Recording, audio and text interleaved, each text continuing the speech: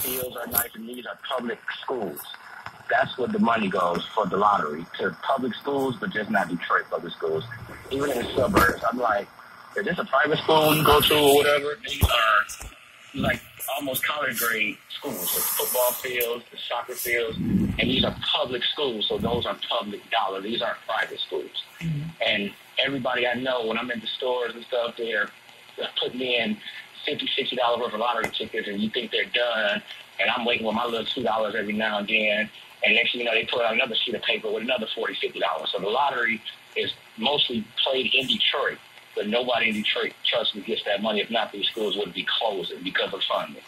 Secondly, the Secretary of State, the biggest ripoff, because like the guy said, they did raise our registration fees and things like that. Mm-hmm. But not only that, I have a personalized plate that I had for like 10 years, and I have an endorsement on my driver's license. Mm-hmm. Those things were supposed to, my plate has been made 10 years ago. I had one replacement there that I have to also pay for out of my pocket.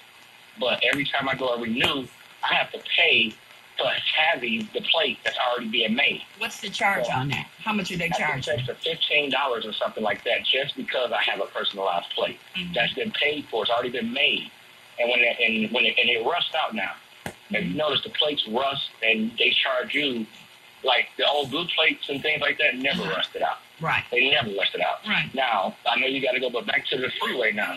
Mm-hmm. I say time go by really quick, but maybe 8-9 years ago, they get 96 freeway all the way from 275 to downtown.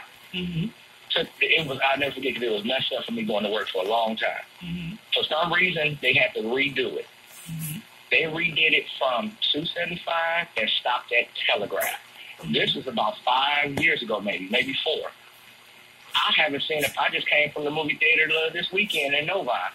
The whole freeway was completely smooth, not a single pothole. So whatever they did on that freeway, they did. Why did they stop, first of all, at Telegraph, once the border of Detroit?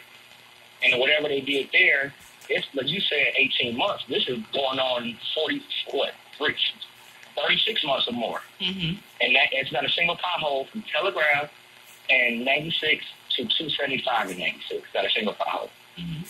So explain that to me. I don't understand.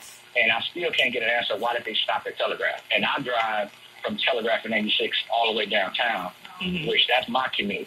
Mm-hmm. It seems to me it's not fair for, them to do everything outside of the city when it was all done at one time. So why would the contractor say, oh, this was messed up, but we're only going to stop it here? Like the lady said earlier, 96 in Greenfield. And from there on out, it's nothing but pothole city. I ride a motorcycle. I don't ride my motorcycle until July or something, because I'm waiting on them to get everything taken care of, because I kill myself out here. That's right. You'll it's fall ridiculous how we get neglected. And I don't know if it has to do back to the school situation with the lottery money, if we just got, excuse the expression, the piss poor politicians in our area not lobbying for us to get the money. Maybe they got other people who are better lobbyists in other cities that can get the money from, you probably got to prove why you need the money, and we just got people that we elect that just don't do nothing, maybe. I don't know. But there's plenty of money we're just not seeing. Well, I thank you so much for your call, Derek. He brings about, I always say he brings about a good point, or different people bring about good points, but I think all the points are great. That's why we at 910 AM Superstation, the future of radio, we appreciate each and every person that listens and each and every person that calls in. And, we have an open line here at 313-778-7600 for you to call in and voice your opinion. There are no bad opinions. Everybody's entitled to one. And sometimes we can have some dialogue that's kind of dicey, but the majority of the time we have dialogue that's very meaningful. We all get some level of meaning or some level of satisfaction out of listening to each other's opinions. We're a very informed community here. Make no mistake, I don't know what other people think, but we are a very, very informed community, the 910 AM Superstation listeners, and we thank you so much, even those of you that don't call in. But we know that we have very, very informed listeners. Let's take Adelia. Hey there. Yes, hi, Dodie. How are you? Oh, I'm great. How are you?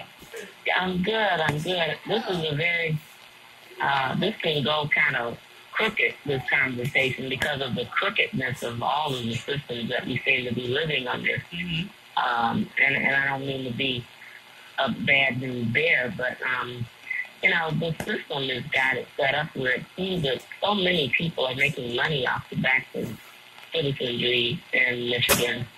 I don't know if it's just that this state has got such a corruption about it, because I talked to a supervisor over the Wayne County Road Commission about a month ago regarding some big giant sinkholes. Those holes that go beyond the dips are sinkholes. Beyond potholes.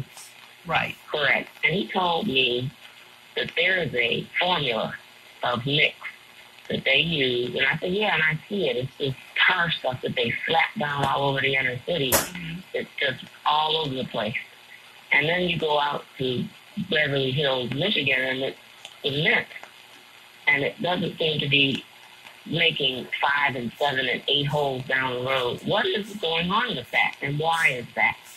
And he started talking about people with money and taxes and who pays more for this and that their property value are so high that they get access to certain types of formulas.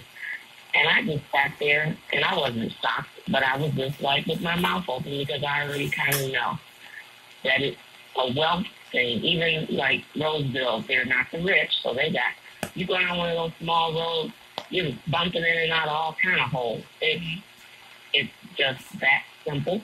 And then they talked about Ohio, how they have a turnpike, and they have people in their ruling class, the lawmakers, make sure that those turnpikes are running and that people pay tolls. And we don't seem to be that strong in making things happen, because so many whites live out and they have to come into our town to work. So they seem to be protecting their people for the most part. And I hate to say that it comes down to this white wealth thing versus black people trying to just survive. But even lawmakers are not able to change this mentality, because it's so many of them in control of things. Even the trucking system, they say that they're loading down the trucks and they're breaking up the cement so they can continue to keep that industry going. It gets so crazy, because I'm in the design industry. So I'm always talking to bidders and land developers and architects. And, I hear some stuff that sounds like we're in a twilight zone, because it's about this money. And it just seems like we just can't win. I mean, we're trying to get to the next level. Though you're running a very strong network where intelligent people are calling and having serious conversations about economic